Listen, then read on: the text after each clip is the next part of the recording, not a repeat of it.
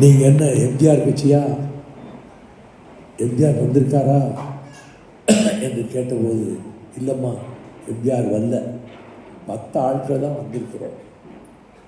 ஏமாற்றத்தோடு அவர்கள் திரும்பி சென்ற பிறகு குலதெய்வ காஞ்சிபுரம் ராஜகோபால் டீ கொண்டு வந்தவர்கிட்ட கட்சியை குடிசைகளிலும் கொண்டு போய் எம்ஜிஆர் ராயா சேர்த்திருக்கிறார் என்று அண்ணா சொன்னார்.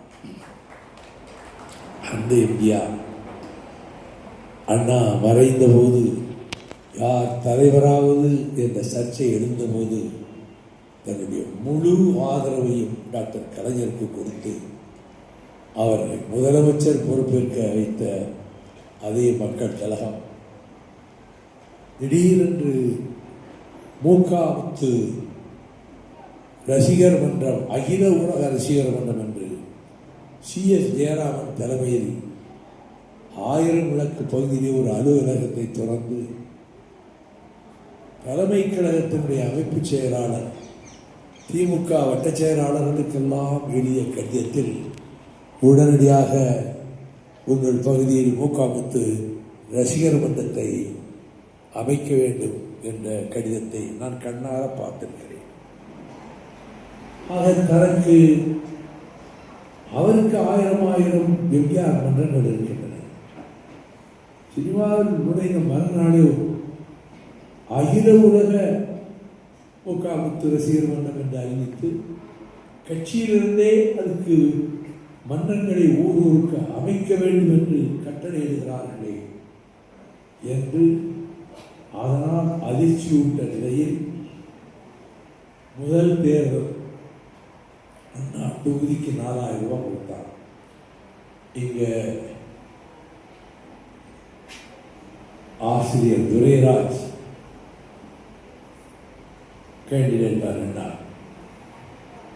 அதுக்கு பிறகு 71 எம்ஜிஆர் உயிரோடு இருக்கிறார். யாரை வேட்பாளராக்குவது? நாங்கள் எல்லாரும் சேர்ந்து சுப்பையா தான் வேட்பாளராக்கணும்னு சொல்லி சொன்னோம். சுப்பையா வேட்பாளராக்கப்பட்டார். ஊராக போய் அதுக்கு பிரச்சாரம் செய்து சுப்பையா ஜெயித்தார். 72 நான் முன்கூறிய இந்த காரணங்கள் அடிப்படையில் ஏற்பட்ட குமுறலில் எம்ஜிஆர் தனக்கு போட்டியாக கலை உலகில் ஒருவரை கொண்டு வருகிறார்கள், தன் மன்றங்களுக்கு போட்டியாக மன்றங்கள் அமைக்கிறார்கள் என்பதால் மன வேதனைப்பட்டு அவர் திருக்கழுக்குன்றத்திலும் 1000 விளக்கிலும் திராவிட முன்னேற்ற கழகத்தில் தவறு செய்கிறவர்கள் யாராக இருந்தாலும் அவர்கள் தங்களுடைய சொத்து கணக்கை காட்ட வேண்டும் என்று சொன்ன அதே எம்ஜிஆர் 72 ஆகஸ்ட் 4, 5, 6 தேதிகளில் மதுரை மாநகரில் உடம்பெல்லாம் முட்டுக்காயங்கள்பட்ட தியாகசீலர் மதுரை முத்து அவர்கள் நடத்திய மாநாட்டில் நான் 500 மாணவர்களை அழைத்துக் கொண்டு பேருந்துகளிலே அவர்களை அமர வைத்து பேருந்து மேலே நான் நின்று கொண்டு, நான் Kuruvikulam panchayat union chairman, central bank chairman, முழக்கமிட்டுக் கொண்டே போகிற போது முதல் ஆர்ச் முத்து மதுரை இது, முத்தமிழ் மதுரை இது, முன்னேற்ற கழகத்தின் கொடிபறக்கும் கோட்டை இது என்ற வாசகங்களை குறித்து வளமை அமைத்தவர் என் உயிரினும் இனிய நண்பர், நினைவில் வாழும் டாக்டர் காளிமுத்தவர்கள். அந்த மாநாட்டில் நானும் மேடையில் இருந்த பின்வரிசையில் எம்ஜிஆர் பெயரை யார் உச்சரித்தாலும் மாநாடு கடல் அலைகள் என ஆர்ப்பரித்தது.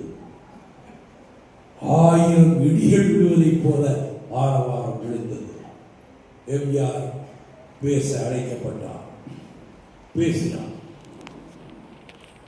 இந்த அமைச்சர்கள் யாரும் தவறு செய்யவில்லை, குட்டிக்காட்டி பேசிவிட்டு மாநில சுயாட்சியை காக்க நான் இராணுவத்தையே சந்திப்பேன் என்றார். மாநாடு 5 நிமிடம் நடக்கவில்லை, கைவிட்டது. அதன் பிறகு டாக்டர் கலைஞர் அவருக்கு நிகரான சொற்பொழிவாளர்கள் அண்ணாவுக்கு பிறகு யாரும் கிடையாது. அற்புதமாக உரையை தொடங்கினார். மதுரை காஞ்சியிலிருந்து சில காட்சிகளை எடுத்து சொல்லி அண்ணன் மதுரை முத்து அவர்களை புகழ்ந்து மிக அற்புதமான உரை ஒரு 15 நிமிடம் பேசியிருப்பார். கூட்டத்தில் ஆரவாரமே இல்லை. இதை அவர் அதிர்ச்சி அடைந்தார். 18ஆம் நிமிடம் எனக்கு மயக்கமாக வருகிறது, இது ஒரு பேச்சை நிறுத்திக் கொள்கிறேன் என்று முதலமைச்சர் நாற்காலியில் போய் உட்கார்ந்து விட்டார். எம்ஜிஆர் பதவி போனார். கையில் இடத்துக்கு டாக்டரை கொண்டு போனார்கள். அப்பொழுதே கட்சிக்குள் சலசலப்பு ஏற்பட்டு விட்டது. நான் என் தந்தையார் நோய்வாய்ப்பட்டிருக்கிறார் என்று வேலூர் சிஎம்சி மருத்துவமனையில் அனுமதித்துவிட்டு எம்ஜிஆர் பேசியதற்கு மறுநாளைக்கு மறுநாள் தலைமை செயற்குழு கூடுகிறது. என்ன நடக்கப் போகிறது என்று நான் என் நண்பன் சந்தோஷப்படவும் செப்பா கெஸ்ட் ஹவுஸ் கீழே மரத்தடியிலே இருந்தோம். செயற்குழு முடிந்து ஒரு 12:45 1 மணிக்கு டாக்டர் நாவலர் இறங்கி வந்தார். என்ன எம்ஜிஆர் பிரச்சனையில் என்ன முடிவெடுத்தீங்க கேட்டேன். நீக்கியாச்சியா? நீக்கியாச்சு.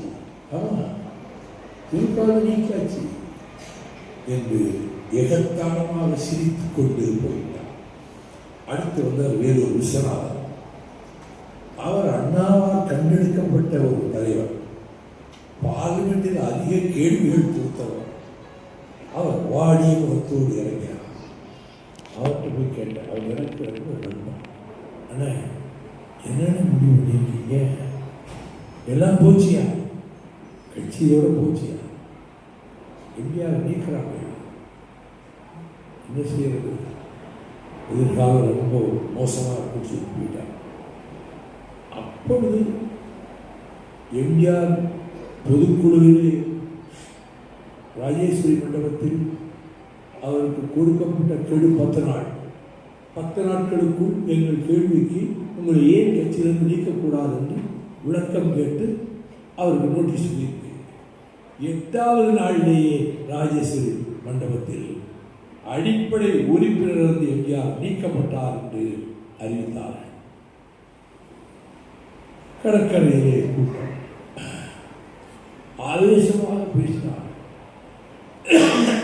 என் தந்தைக்கு புற்றுநோய் என்று டாக்டர் சொல்லிவிட்டார். நான் அதிர்ச்சி அடைந்தவனாக வேலூர் ஆஸ்பத்திரியிலே இருந்தேன். திமுக தமிழ்நாடு பூரா கூட்டம் போட்டது. ஒரு கூட்டத்தை கூட எம்ஜிஆர் உடைய ரசிகர்கள் தொண்டர்கள் நடத்த விடவில்லை. ஒரு கூட்டத்தை கூட நடத்த விடவில்லை. திருநெல்வேலியில் சதுப்பார் கூட்டம் போட்டாங்க. கூட்டம் ஆரம்பித்து 10 நிமிஷத்தில் சரசர நாளாக கல் வந்து விழுந்தது. தம்பித்துறை, மஸ்தா, சூரிய நாராயணன் எல்லா மேடை விட்டு ஓடியே விட்டாங்க. கூட்டம் நடத்த முடியல. எனக்கு வேலூர் ஆஸ்பத்திரியில் எனக்கு தகவல் வந்தது. நான் அங்கிருந்து திருநெல்வேலிக்கு வந்தேன். கல்லூரியாக சென்றேன். மாணவர்கள் என்றுதான் திரண்டு நின்ற ஆகும். 500 மாணவர்களை திரட்டினேன். திருநெல்வேலியில் ஒவ்வொரு வார்டையும் போய் காலையிலிருந்து ராத்திரி வரைக்கும் கொடியேற்றணும். சட்டமன்ற உறுப்பினராக இருந்த டாக்டர் பத்மநாபன் ஆக்சிடென்ட், ஒரு கால் கை முடமானவர். பின்னாலேயே அவர் நகர செய்வார். காரில் உட்காந்துட்டு வந்தால் அத்தனை வாழ்க்கையும் போய் நான் திமுக கொடி ஏற்றி வச்சேன். கூட்டம் போட்டேன். கள்ளக்கொடி எழுதி கூட்டத்தை நடத்த விடாமல் பண்ணாங்கல்ல, தேரடியில் கூட்டம் போட்டேன். துரைமுருகனையும் வலம்புரிஜானையும் என்மியன் செல்வத்தை அழைத்து கொண்டு வந்து அவர்கள் நாற்காலியை உட்கார வைத்து நான் மேலே கீழே உட்கார்ந்து கொண்டு அந்த கூட்டத்தை நடத்தும் போது எடுத்தெடுக்க சொன்னேன். அஞ்சுபிடார் மக்கள் நடந்த கூட்டத்தில் கல் எறிந்த வீரர்களே, இப்போ வைகோ கூட்டத்தை நடத்துகிறோம். எத்தனை கல் வரும்? எதுக்கும் கலங்காத மாணவர் பட்டாளத்தோடு நான் வந்து உட்கார்ந்துருக்கிறேன். தைரியம் இருந்தால் அன்றைக்கு கலவரம் செய்தவர்கள் இன்னைக்கு வரட்டும்னு சொன்னேன். கூட்டம் அவ்வளவு கம்பீரமாக நடந்தது. 12 மணி தான் கூட்டம் முடிந்தது. இப்படித்தான் திமுகத்தை பாதுகாக்க தொடங்கினேன். தேர்தல் வந்தது. வேண்ட பிரச்சாரம் போயிட்டே இருக்கிறோம். கலைஞர் ரொம்ப வருத்தப்பட்டு சொன்னார், ஏயா முக்குளத்தூருக்கு நான் என்னெல்லாம் செஞ்சேன், 9 பேரை முதுகுளத்தூர் ஆயுள் கைதியில் விடுதலை செஞ்சேன், 3 காலேஜுக்கு அனுமதி கொடுத்தேன். அந்த முக்குளத்தூர் நமக்கு நன்றியே காட்டலையா. திண்டுக்கல் இடைத்தேர்தலில் என்ன நடந்து பார்த்தீங்களா, நான் கலைஞர்கிட்ட எழுதி சொல்லுவேன், அண்ணே நீங்கள் சொல்கிற கொஞ்சம் மாற்றிக்கிறீங்க, முக்குளத்தூர் எல்லாம் உங்களுக்கு துரோகமாக செய்யலை. எங்கள் ஜில்லாவில் திருவள்ளுப்பாட்டி மாவட்ட செயலாளர், எங்கள் ஜில்லாவில் தேவமாவுக்கு எல்லா ஊர்களையும் நான் செல்லப்பில்லை. ஒவ்வொரு தேவர் வீட்லேயும் முருகன் படம், பசுபொன் உத்தராமத்தியர் படம், உங்கள் படம், இந்த 3 படம் தான் இருக்குது. உங்கள் கருத்தை மாற்றிக்கிடுங்க அப்படின்னு சொன்னேன். சரி பார்ப்போம், எலெக்ஷன் பண்ணுறதில்ல பார்ப்போம்னாரு. சங்கரன் கோயில் தேர்தல் 77 எப்படி ஜெயிக்கணும். முன்னாள் யூனியன் சேர்மன் சமூகசாமிகிட்ட என்னாச்சு, நீங்கள் இந்த எலெக்ஷனை நடத்துறதுக்கு கூடயே இருக்கணும். குறுக்கள் வீட்டுக்கு போனேன். முன்னாள் சேர்மன் முத்துப்பாண்டியன், அண்ணா இந்த எலெக்ஷன் நீங்கள் கூடயே இருக்கணும். 3 கார் வாடகைக்கு பிடிச்சேன். ரூபா கிடையாது, 100 ரூபா அட்வான்ஸ். இப்போ பெட்ரோல் கார், டீசல் கிடையாது. தினம் 200 300 எப்படியாவது வேணுங்கிட்ட வாங்கி காலையில் பெட்ரோல் போட்டுருவேன். விடியற்கால 5 மணிக்கு வருவேன். பஞ்சாப் நாயக்கர் கமிஷனுக்கு முன்னாடி அந்த பட்டியலுக்கல்ல ஒரு பேப்பரை விரித்து படுத்துருவேன். 6 மணிக்கு உச்சிமாடி ஒரு டீ கொண்டு வருவார். ஆனால் சொன்னீங்க இந்த டீயை குடிங்க, வெந்நி போட்டு வச்சுருக்கோம் உங்களுக்கு, ஒரு வாடி வெந்நி இருந்தால் போதும்.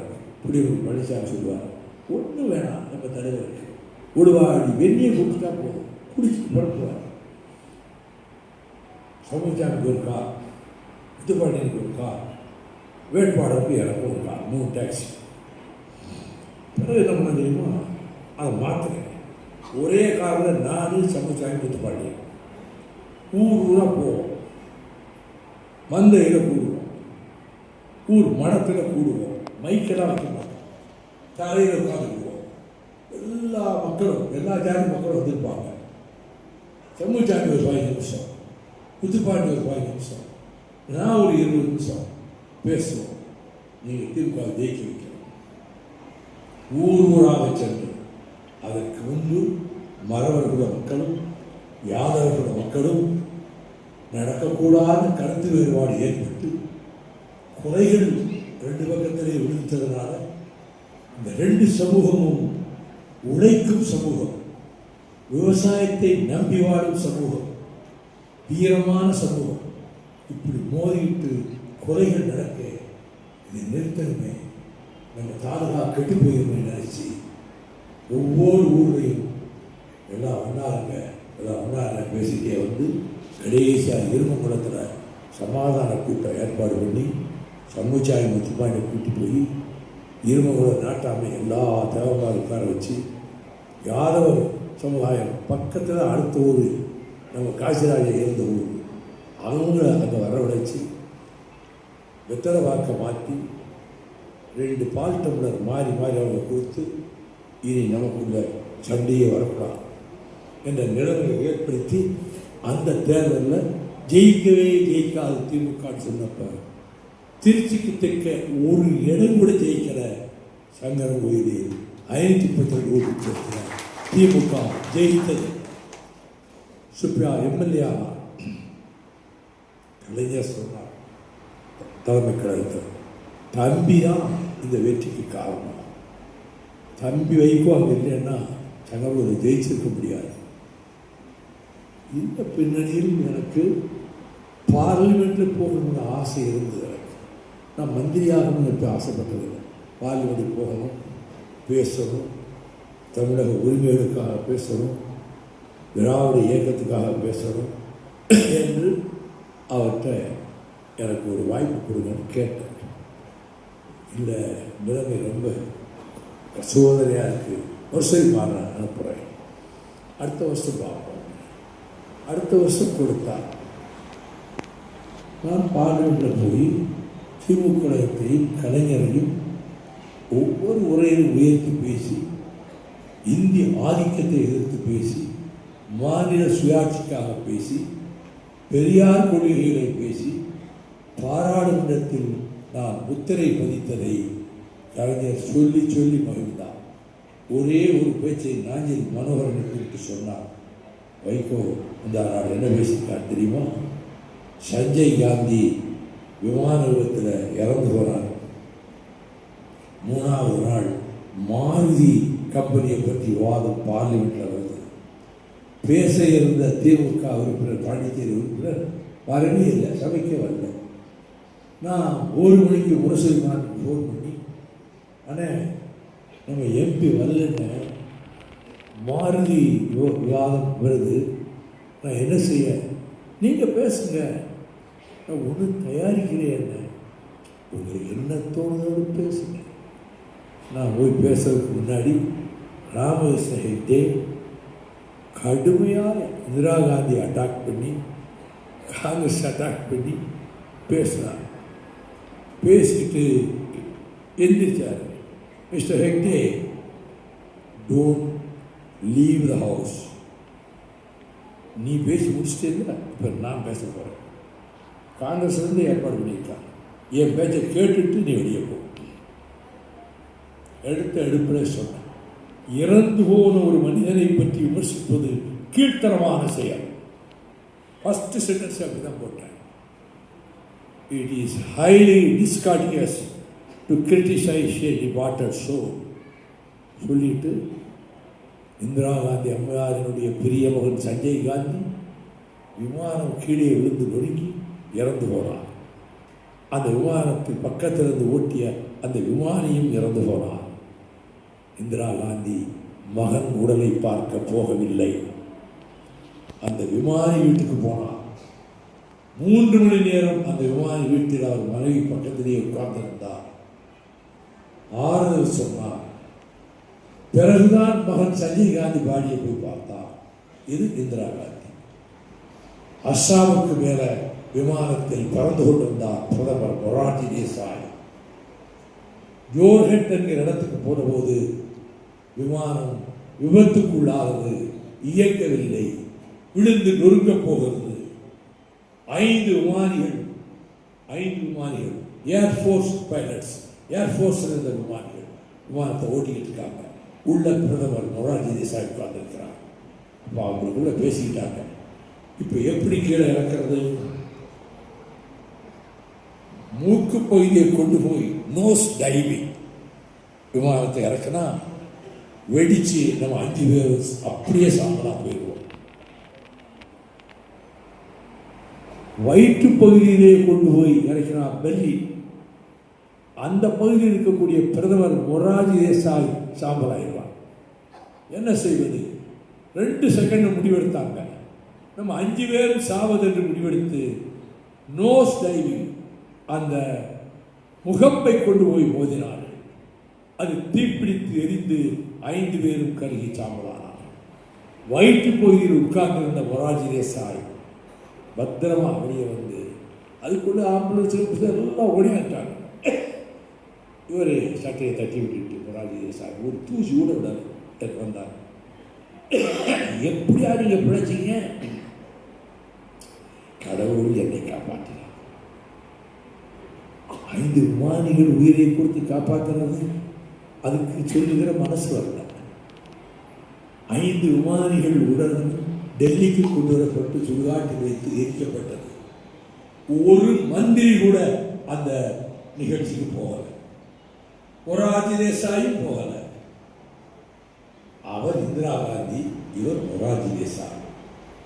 Is the biggest hypocrite. ஒரு பஞ்சக மனம் படைத்தவர் இந்த மொரார்ஜி தேசாய். இதை நான் பேசுகிறேன். காங்கிரஸ் எம்பிக்கள் மேதையை தட்டி அரவாரம் விட்டான். கொஞ்ச நேரம் கழிச்சு பிரணாப் முகர்ஜியை அலுவலர் சீட்டை கொடுத்தார். இந்திரா காந்தி உங்கள் பேச்சில் ரொம்ப உருகி போய் உங்களுக்கு நன்றி தெரிவிச்சிருக்கிறார் என்று அந்த சீட்டை காண்பித்தார். இது கலைஞர் பாருங்க, தம்பி பேசியிருக்காங்க, இப்படியெல்லாம் பாராட்டி அவர் மீது உளி பாய்ந்த போது உளி வீசியவனை ஓடி பிடித்து நைய புடைத்து கொண்டுறாங்க சார், கொலைக்கேஸ் வந்துடும், போலீஸ் ஆஃபீஸர் என்னை பிடிச்சி இழுத்துட்டு போய் அந்த செபாஸ்டியன் போலீஸ் கையில் ஒப்படைச்சு கொடுத்தவன் இந்த வைகோ. ரயிலில் போகும்போது மந்திரி பிரச்சனை பண்ணுறாங்க. அந்த ரயிலேயே விடிய விடிய வாசல்லையே காலை வரைக்கும் சாப்பிடாம காத்து கிடந்தவன் இந்த வைகோ. காலையில் காபி தட்டை கதவை கட்டி நீட்டுற தயாளமாக வாங்குறாங்க கலைஞர். இங்கெங்க வந்தீங்க? நீங்கள் பின்னாடி உள்ள கோச்சரில் நீங்கள் வந்தீங்க, இங்கே எப்படி வந்தீங்க? இல்லைண்ணே, ராத்திரியெல்லாம் இங்கே தான் இருந்தேன். என்ன சொல்கிறீங்க? குடிச்சு போட்டு 3 வயலை கூட்டிகிட்டு வந்து எதுக்கு உள்ள 4 பெர்த் ரிசர்வ் பண்ணி அங்கே வரணும்னு இடம் இருந்தோம். எனக்கு தானே கூப்பை போட்டது மாதிரி இல்லை, அதில் கருணாநிதி முன்னாடி எப்படி வரலாம், அவங்களை வெளியேற்ற சொல்றியா அப்படின்னு ஆஃபீஸர்கிட்ட சொன்னான். நான் போய் இந்த 4 பெர்த்தில் இருக்கக்கூடிய ஒருத்தர் போய் தட்டி எழுப்பினேன். என்ன சார்? சார் மன்னிச்சுக்கிறீங்க, எங்கள் தலைவர் முன்னாள் முதல்வர் குடும்பத்தோடு இதில் வர்றாரு. ஆனால் ஒரு மந்திரி 4 வயலை தண்ணியை போட்டு கொடுத்து வந்து எனக்கு தனிமை வேணும், குப்பையை காலி பண்ணி கர்நாடகா போக சொல்லி தகராறு பண்ணுறான். அதுக்கு நான் என்ன செய்யணும்? நீங்கள் எனக்கு கொடுத்த சிரிப்பர் பெருத்துக்கு போயிட்டா இந்த 4 பெருத்துக்கு காலியாகிடுது, அந்த மந்திரி கேட்குற தனிமை முழுமையாக கிடைச்சிருது, தயவு செய்து இந்த உதவி செய்யுங்க. உதவிக்குள்ள இறங்கிட்டார் பைஜாமாவோட. அவர் பெட்டி பையை தூக்கிட்டார், ஷூவை கையில் தூக்கிட்டார். அவங்க கொண்டு போய் ஏழு கொடுத்து ஒதுக்கிற பெர்த்தில் அவரை வச்சு திரும்ப வந்து ரயில்வே ஆஃபீஸரை கூப்பிட்டு தனிமை வேணும்னு கேட்டார்ல. 2 பேருக்கு குப்பை தானே கேட்குறாரு, இப்போ 4 பேருக்கு பெட்டி ஃப்ரீயா காலி பண்ணியாச்சு. இப்போ மந்திரி அங்கே போக சொல்லுங்க போய் சொன்னாங்க. எனக்கு முதல்ல ஒதுக்கிறது அந்த குப்பை தானே, கர்நாடகா வெளியே வச்சுருக்கியா அவன் சொன்னான். அதுக்கு ஜனங்கள் ஏராளமாக ஸ்டேஷனில் கூட்டிட்டாங்க வீட்டுக்கு. நடந்ததை சொன்னேன். இப்போ இந்த மந்திரி பிடிவாதம் பண்ணுறாரு. கலைஞரும் துணைவியாரும் ஓய்வு எடுத்துட்டு வர்றாங்க. அவ்வளவு பேரும் அமைச்சர் உடைய கலைஞர் நாடு கோஷம் போட்டாங்க. ரயில்வே ஆஃபீஸர் சொல்லி, சார் நீங்கள் அவங்க காலி பண்ணிங்க போக சொல்லுங்கள் சார். ஏயா நீங்கள் கேட்டதுக்காக ஒரு அமெரிக்காவில் இருக்கிற டாக்டர், அவர் பேரே பாட்டியில் குஜராத்துக்காரர் நான் சொல்லி ஏன் பத்திர உட்கார வச்சுட்டேன். இப்போ காலியாக இருக்குது. இப்போ அங்கே இவர் போக மாட்டாங்க மந்திரி, கலைஞர் போகணுமாமா? அதெல்லாம் நடக்காது மிஸ்டர். இங்கேயே நான் நிற்பேன்.